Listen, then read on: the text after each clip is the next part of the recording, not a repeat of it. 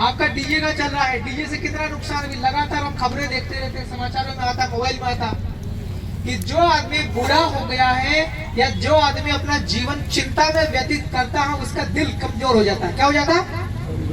दिल कमजोर हो जाता। कितनों का पता है दिल का मतलब क्या होता? कुछ भी हो, शराब हो, बियर हो, दारू हो, कैसी भी हो, मौड़ी का हो, किडनी, लीवर, फेफड़े ये सब खत्म हो जाते हैं, टूट जाते हैं।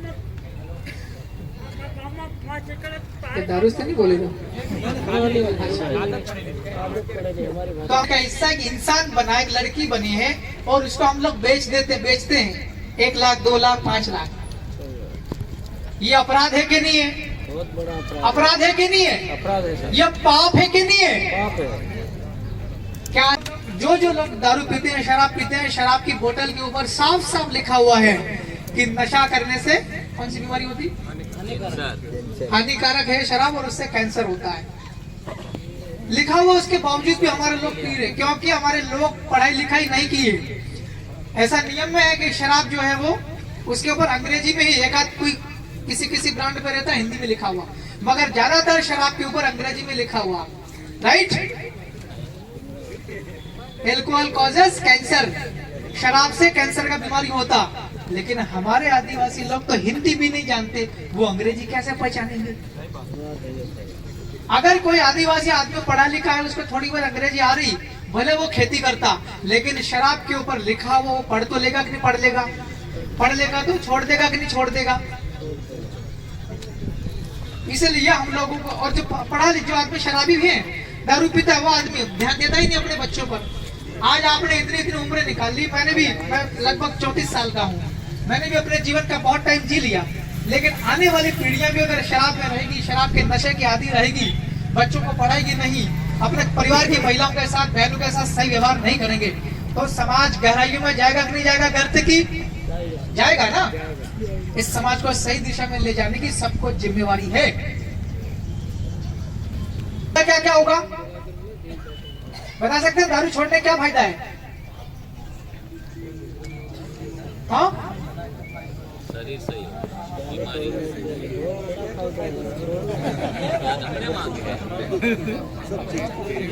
एक तो हमारा शरीर सही हो जाएगा, क्या हो जाएगा? आप लोग ज्यादा जिंदा रहेंगे। क्या होगा? ज्यादा जिंदा रहेंगे।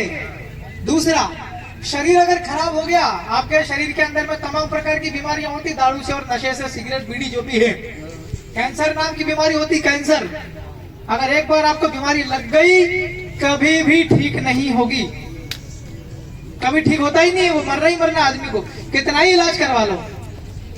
यहाँ तक कि अगर मान लो हाथ में कैंसर हो गया तो हाथ काट के फेंक दोगे तो भी बीमारी आ जाती है। अगर पैर में बीमारी लग गई तो वो पैर काट के फेंक दो तो भी बीमारी वापस पकड़ लेगी। मुंह में अगर बीमारी आ गई कैंसर की, तो आपका मुंह का आधा हिस्सा काट के फेंक दो तो भी आपकी कैंसर की बीमारी आपको पकड़ लेगी। जो आपने क्या कहा, मैं आपको दारू के जो दुष्परिणाम है उसके ऊपर मैं सच में बता रहा हूँ कि जो हमारे समाज में क्यों नुकसान हो रहा है।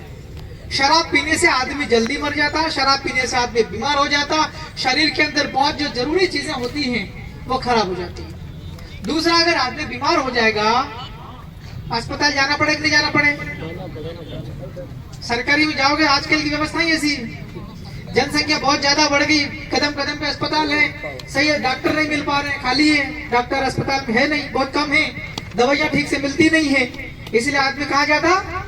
प्राइवेट अस्पताल में जाता कि नहीं जाते? प्राइवेट अस्पताल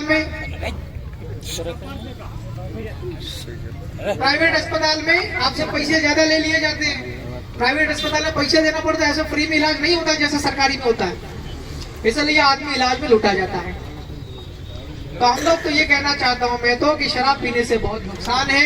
आदमी अगर शराबी बन जाता है, उसकी आदत पड़ जाती दारू पीने की, वो अपने घर को चलाने पर ध्यान नहीं देता है। छोटे छोटे बच्चे हैं, उनकी एजुकेशन में, पढ़ाई लिखाई पे ध्यान नहीं देता है।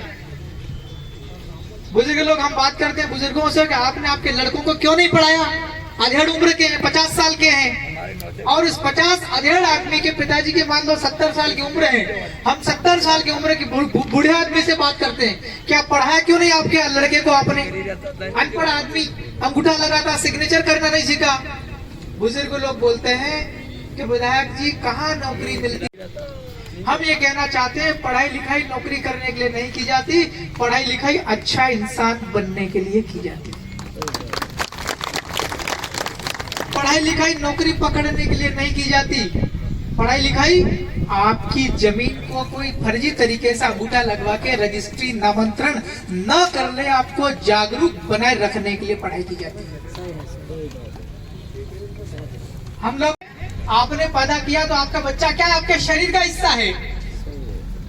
हमारे शरीर का हिस्सा एक इंसान बना, एक लड़की बनी है और उसको हम लोग बेचते हैं 1 लाख 2 लाख 5 लाख। ये अपराध है कि नहीं है? बहुत बड़ा अपराध है कि नहीं है? अपराध है सर। ये पाप है कि नहीं है? पाप है। क्या आसमान के ऊपर वाला इस पाप को माफ कर सकता है क्या? नहीं करेगा, है? कभी नहीं करेगा। वो बोलेगा कि तेरे पेशाब से पैदा हुई थी तेरी लड़की, वो तेरे शरीर का हिस्सा है और तेने तेरे शरीर के हिस्से को बेचा 5 लाख 2 लाख दापा के नाम से, दहेज के नाम से। तेरे को सजा मिलेगी बहुत तगड़ी वाली। बजाओ ताली सब भाई मिलके। आई बात समझ में? आ जाओ। तो इस प्रकार की बहुत सारी बातें हैं। खुद मैं पढ़ा लिखा आदमी हूँ इसलिए आपके बीच में बोल पा रहा हूँ। अगर मेरे पिताजी भी शराबी होता, शराब पीने का आदी होता मेरा पिताजी, तो मुझे पढ़ने लिखने के लिए स्कूल नहीं भेजता। मोदी से ज्यादा है, 75 साल के ऊपर की लगभग उम्र है, आज भी पैदल ही पैदल हाट बाजार करने जाते हैं। आज तक दारू को हाथ नहीं लगाया, आज तक बीड़ी को हाथ नहीं लगाया, यदा कदा चाय पी लेते हैं। अगर मेरा पिताजी शराबी होता, नशे के आदी होता, तो क्या 75 साल की उम्र तक जिंदा रहता है क्या? आजकल के लोग तो 35 साल में बुढ़े हो रहे हैं। हो रहे कि नहीं हो रहे? 40-45 में मर जाता आदमी। इसलिए हम लोग को अच्छी लंबी जिंदगी जीनी है, स्वस्थ जिंदगी जीनी है, और हमारे जो बच्चे हैं उनकी हमें चिंता करनी है। अगर हम लोग हमारे बच्चों की चिंता नहीं करेंगे, परिवार की चिंता नहीं करेंगे, तो मरने के बाद में कुदरती शक्ति, प्रकृति, ईश्वर हमें माफ नहीं करेगा। इतना जरूर ध्यान रख लें। ऐसा जन जागरण तो लगातार चलता रहेगा, सब लोग बैठेंगे, सब भाषण देंगे, लेकिन इन सब बातों को आप लोग ग्रहण करते हो कि नहीं करते हो, ये महत्वपूर्ण है। एक और बड़ी महत्वपूर्ण बात है, झाबुआ जिला बहुत बड़ा है, राणापुर बहुत बड़ा है, थोड़े बहुत लोग इधर अलीराजपुर जिले के भी आए होंगे, मैं भी रतलाम जिले से हूँ, मेरे साथ में भी 3-4 लोग हैं। हम 3 जिलों के लोग यहाँ पर है कि नहीं है? और यहाँ पर चर्चा का मतलब केवल हमें ही छोड़ना ये नहीं, डीजे, दारू और दहेज, हमको दूसरों से भी छुड़वाना है।